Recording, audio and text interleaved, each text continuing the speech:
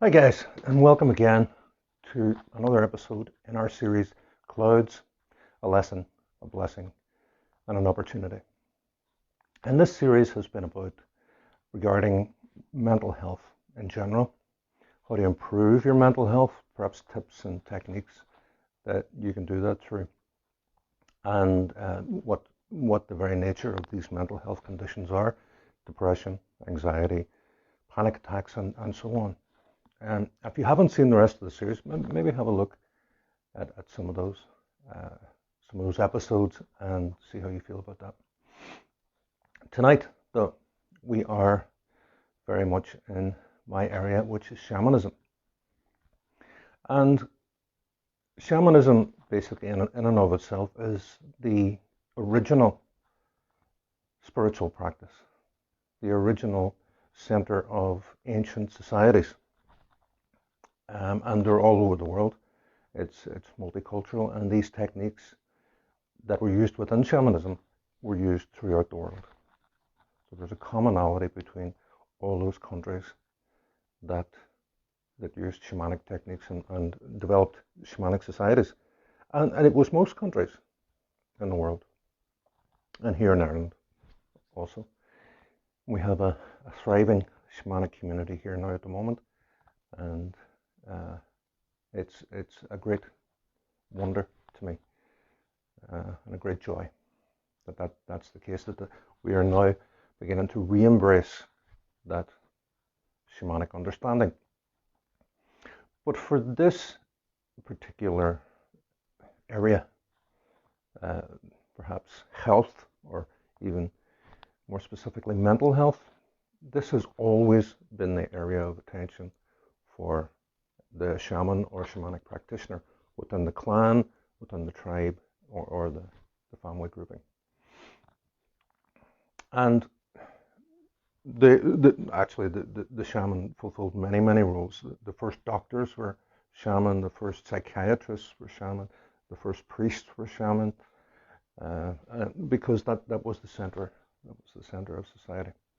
But tonight we're going to look at a concept that is in all shamanic communities, and it's the concept of soul loss, or a reaction to trauma within the soul. And soul loss, I suppose the classical definition of soul loss is, in the face of trauma, perceived trauma even, a piece of our soul leaves to protect itself from the horror that the body or the person is experiencing at the time. And it's an ancient concept. And in the tribes, the shaman or shamanic practitioner would then journey off and look for that soul piece, and then hopefully bring it back. And I think in our modern day communities, I think that is still a role that is unplayed out since the days of the shaman. No one does that type of work anymore. No one hunts down those soul pieces in the same way that a shamanic practitioner or shaman would do. And it's so important, because if you think that soul loss occurs through trauma and through difficult circumstances, again, perceived by the person, that's hugely important in soul loss, that you perceive a type of threat or a difficulty, that you feel possibly you have no resources to deal with. So in that situation, there is a stasis of the brain that occurs, where we feel totally helpless and broken and fragmented at that one moment. And the soul piece leaves then to avoid further trauma or further fragmentation of the soul. If anybody's looking to read into any of this shamanic concepts, especially of soul loss, check out Sandra Ingerman's book. Beautiful book about trauma and soul loss and soul retrieval. And Alberto Villoldo, also, of the Four Winds Society, has written a fantastic book on soul retrieval, and absolutely beautiful concepts, and a full understanding of the human condition um, in all its traumas. But for today's societies, I think it's super important that that role is fulfilled, because we are presented with traumas all the time, in very many different ways.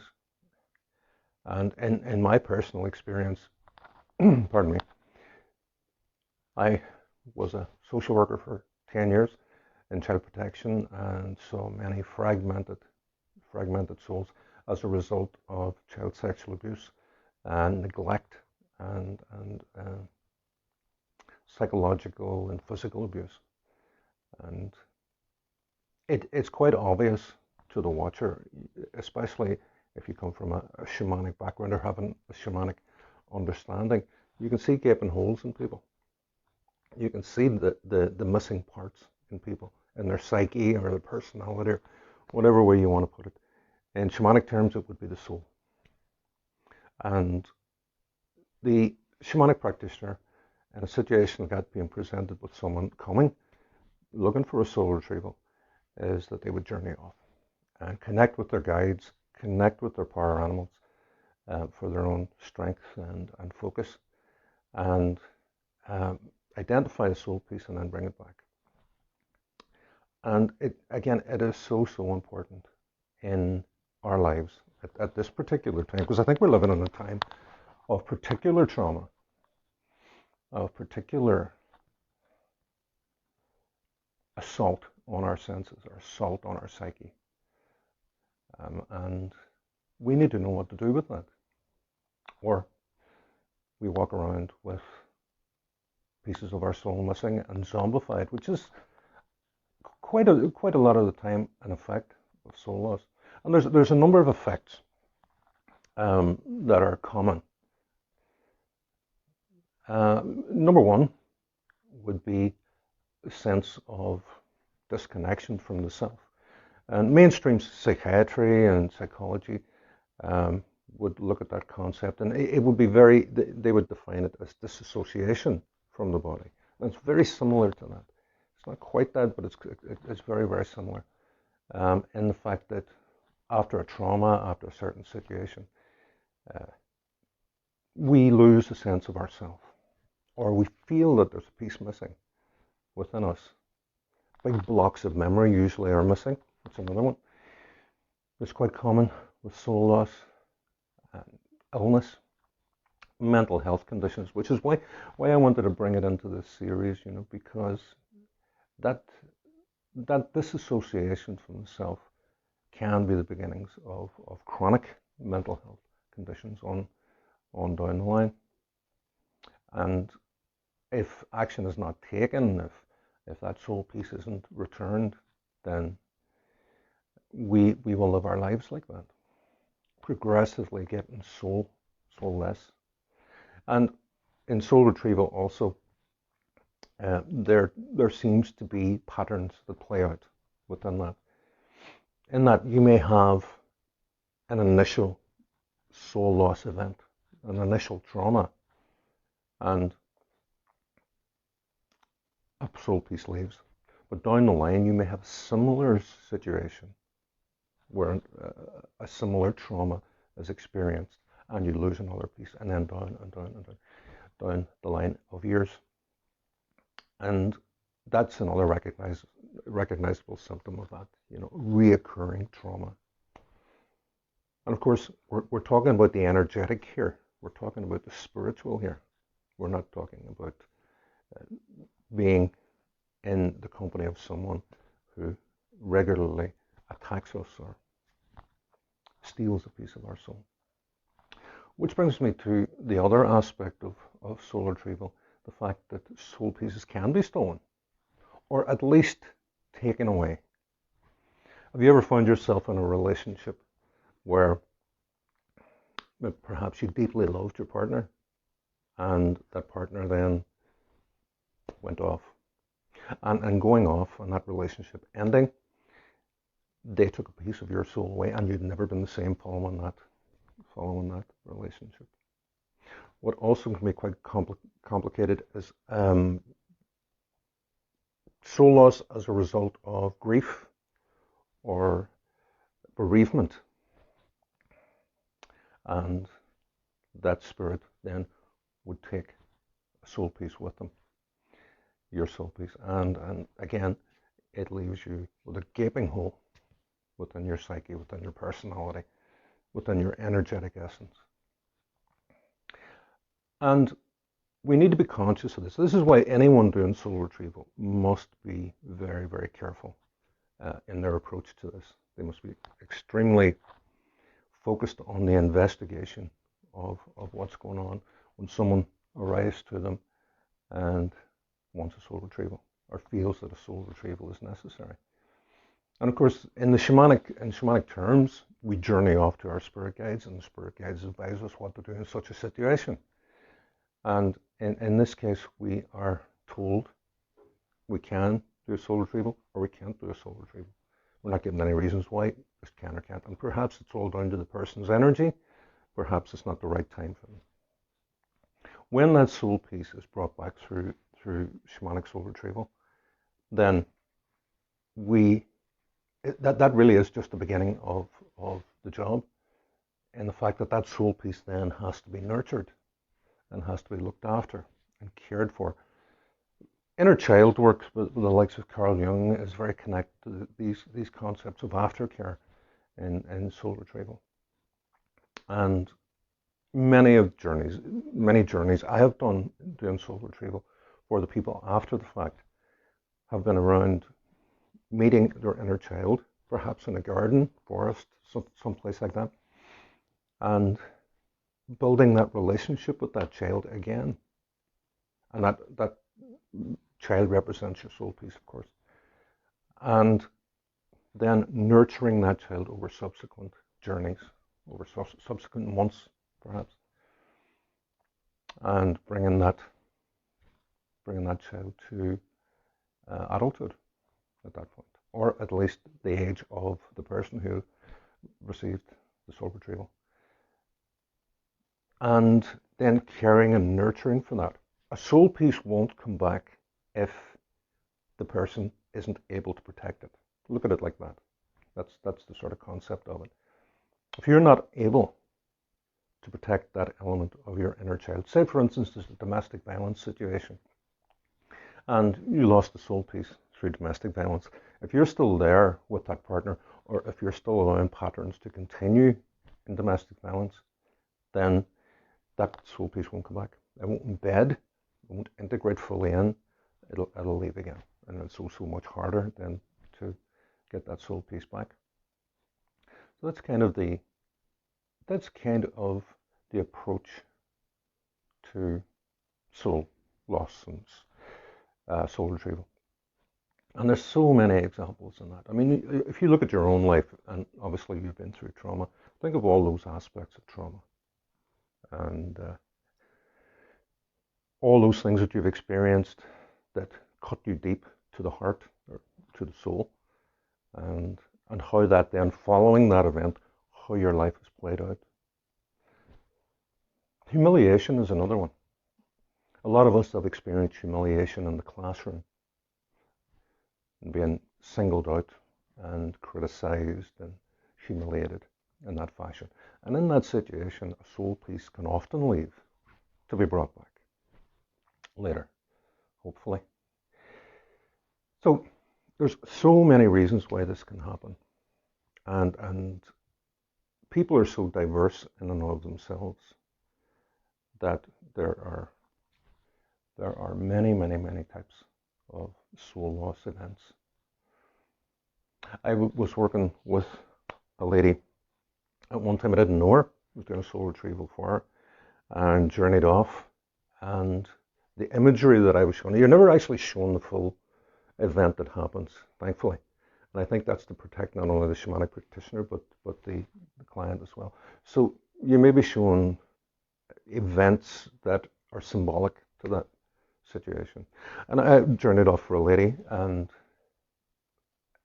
the image I seen was I was walking up the street, cars were flying by on one side, and there were shops here.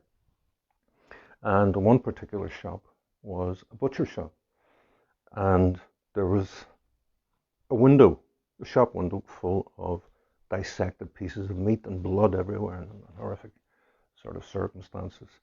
And obviously, I didn't know the connection to that at all. I brought that information back and said to the person, and they said, well, it immediately dissolved into tears, because it was obviously very recognizable for that person, and in the fact that they had been through a terrible, terrible road traffic accident, and their body was horribly mutilated in parts.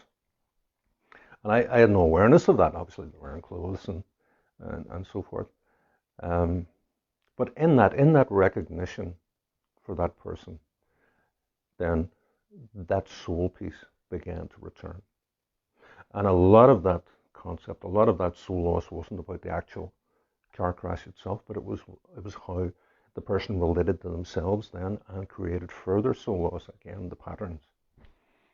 And another situation actually was a combination of various shamanic activities, therapies. This one was from a past life, and it was this person, and of course all these are anonymized, so people can't be identified. But this was a situation with this person who had paralysis of the face all of a sudden.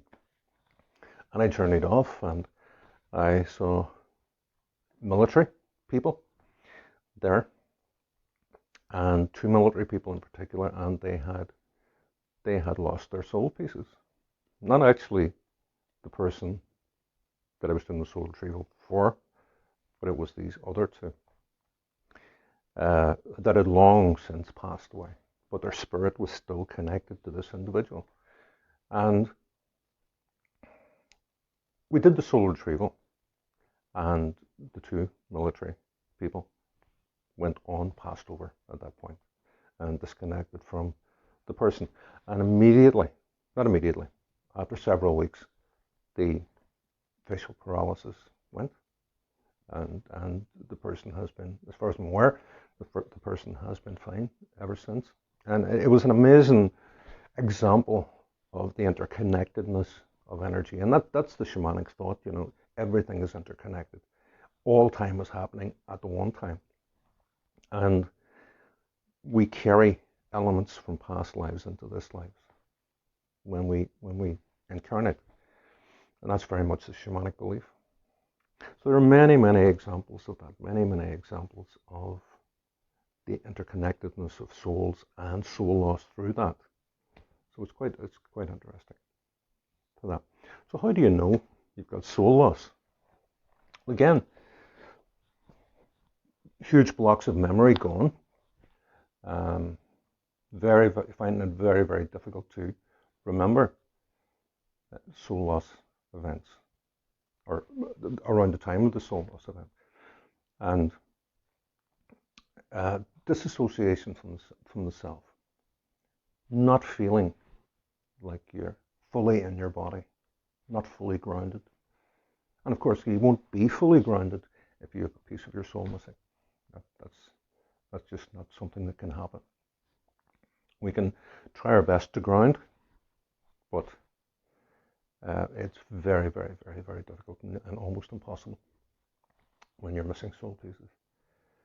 So I suppose, as in previous episodes of this series, I've given techniques, breathing techniques, connecting with the vagus nerve, and meditation techniques. But in this particular case, it's the only way to approach this really is through a shamanic journey. So I thought I would do a very, very short, very small shamanic journey to meet with our soul retrieval guides and ask them what soul pieces are missing, and what can be done about that. Are they ready to come back? This type of thing. So I've got the drum here. So basically, for those of you who haven't journeyed before, a shamanic journey is similar to a guided meditation, except you're moving your spirit from the internal outward, or another way of putting it, you're actually going deeper inside. But we're conceptualizing that there's three worlds: the upper world, the middle world, and the lower world.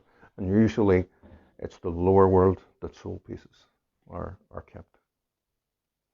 And we journey down to the lower world, and we meet with our guides, we meet with our power animals, and we then are instructed where to find those soul pieces and what the person has to do to integrate those soul pieces then over time. Because as I said before, one of the most important parts of soul retrieval is not the bringing back of the soul part, it's the integration over time.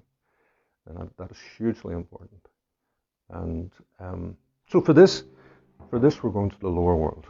Now, two things you need when you're journeying. You need a place of safety and security, a place that you feel completely comfortable with, hopefully in nature, somewhere that you know personally and you're very connected to, and that it's safe for you. And we use that as our launch pad. And then the second thing we need is a means by which to go down into the earth. So if you're going down to the lower world, then go down a hole in the ground, rabbit hole, go down the roots of a tree, go down a waterfall, anything, whatever appeals to you, really. And it has to appeal to you and has to appeal to your understanding. And in that way, you're engaging far more with the journey itself. So let's begin. Plant your feet firmly on the ground and close your eyes. And listen to the beat of the drum. The drum will carry you on through this journey.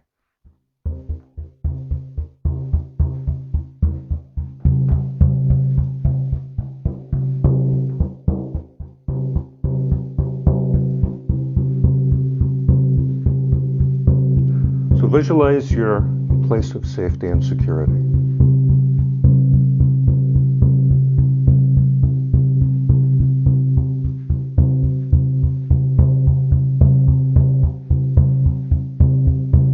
Use all your senses, bring in all your senses, your vision, your hearing,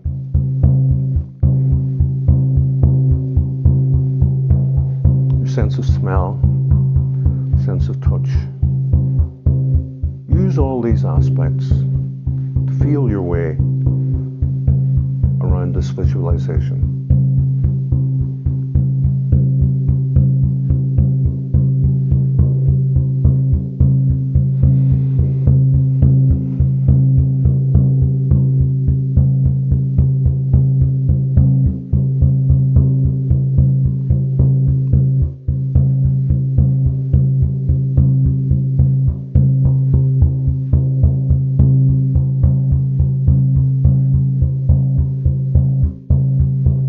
With the sound of the drum.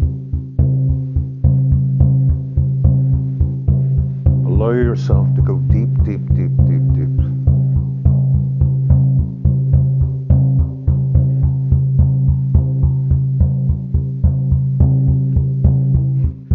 So now, in the manner that you've chosen to go down now. And as you go down, feel all the layers of the earth. Layers of soil, layers of rock, layers of water, and layers of crystal.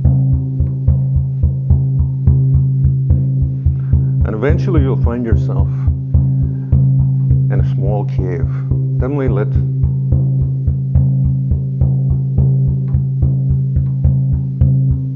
Up ahead of you are various caverns within this cave.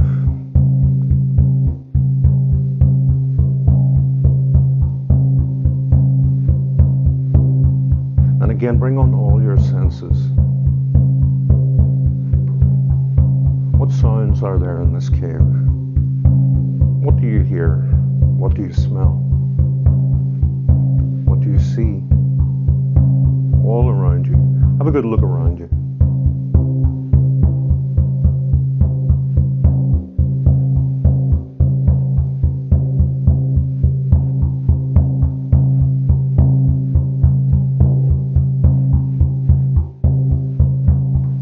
Now move towards one of those smaller caverns within the cave. There is one with light spilling out. Go towards that.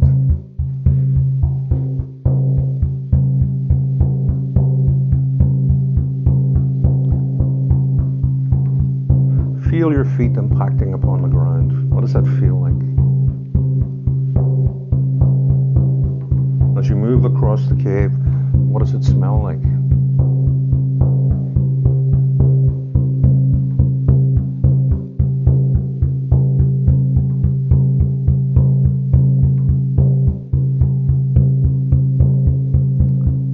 And when you're ready, step inside that cavern where the light is coming out.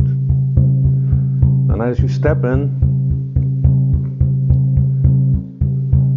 you'll see one long candelabra with several candles on it, standing in the middle of the cave.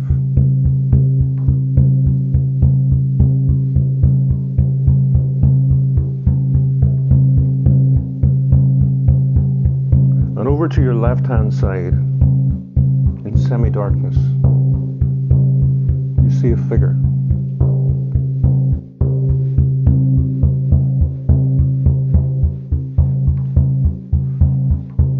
You do not feel threatened by this figure because you know this is your guide.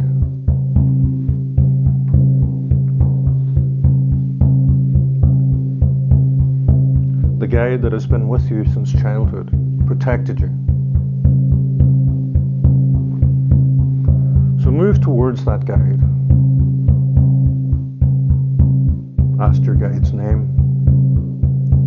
Thank them for coming, for showing up.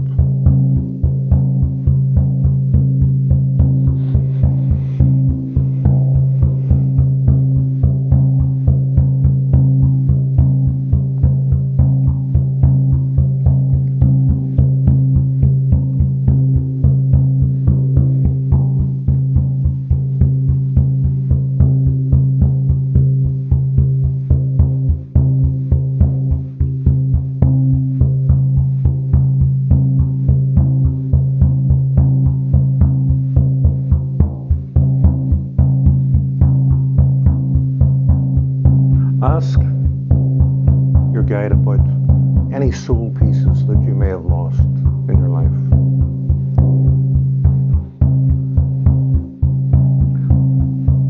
And he steps to one side, and behind him he switches on a huge monitor, a huge television set.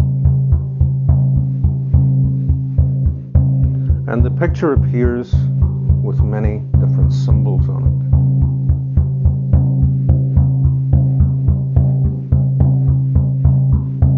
it. Each of these symbols are related to a soul piece that you have lost.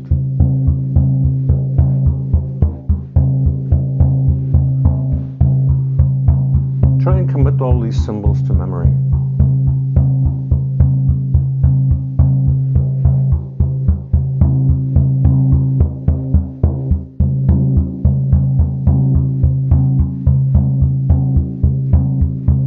Presses a button,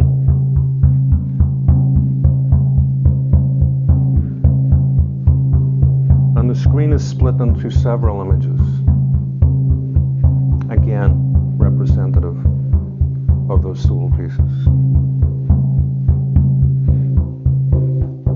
Choose one of those images and ask him about that. Ask him, is that soul piece ready to come back? Can you get that soul piece back? Is it ready to embed?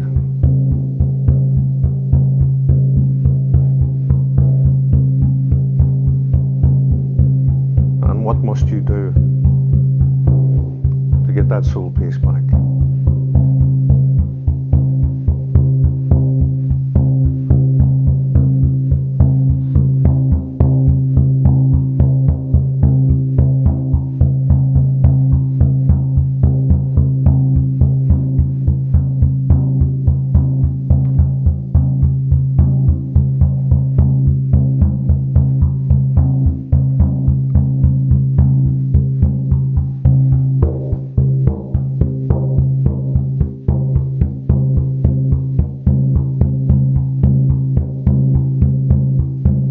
Ask him what effect that will have on your life.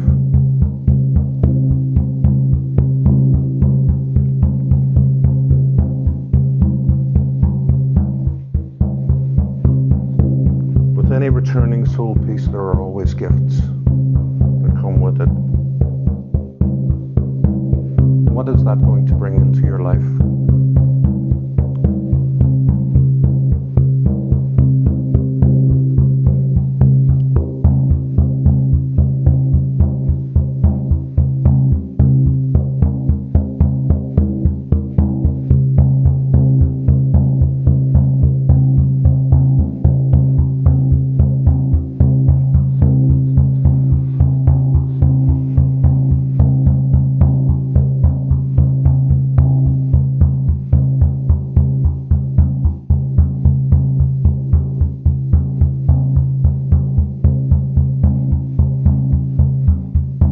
Now,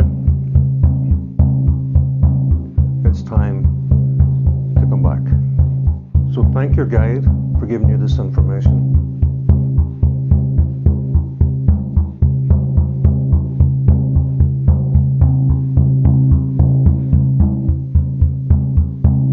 And move out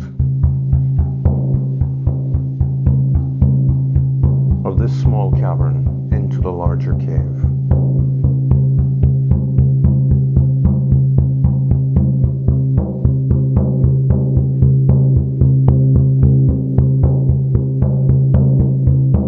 Back to that spot where you landed in the lower world.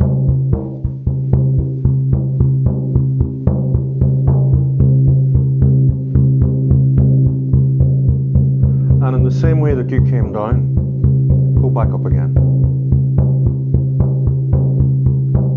Back to your place of safety.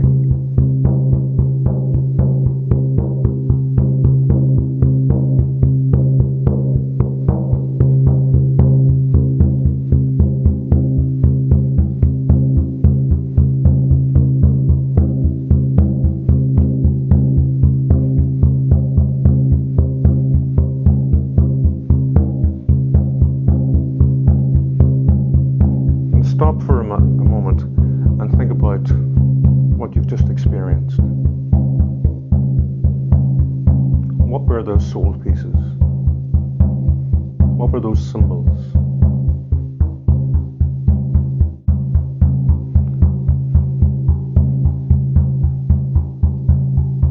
And now, bring your spirit back into your body.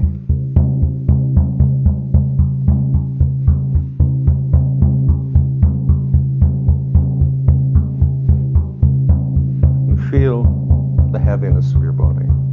Ground yourself again in this frame.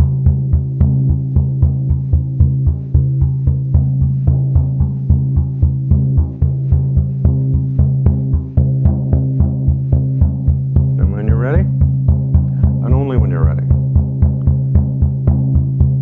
open your eyes.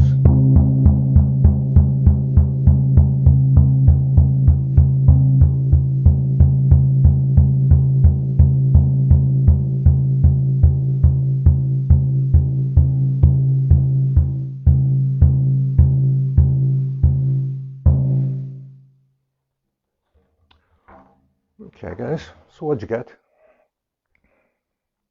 I always find that very, very interesting to see what presents to people and how they've lived their lives, possibly a lot of their lives without that soul peace, and how their lives have melded through in that. I want to make it very clear that that wasn't the soul retrieval journey, because soul retrieval journey is incredibly complex, and there needs to be a great experience behind soul retrieval work. And if you're looking for a soul retrieval, please be very, very careful who you choose to do that work, because you don't want some psychopath messing about with your soul pieces. So I hope that was informative and interesting. And if you have any questions about that, get back to me. Let me know.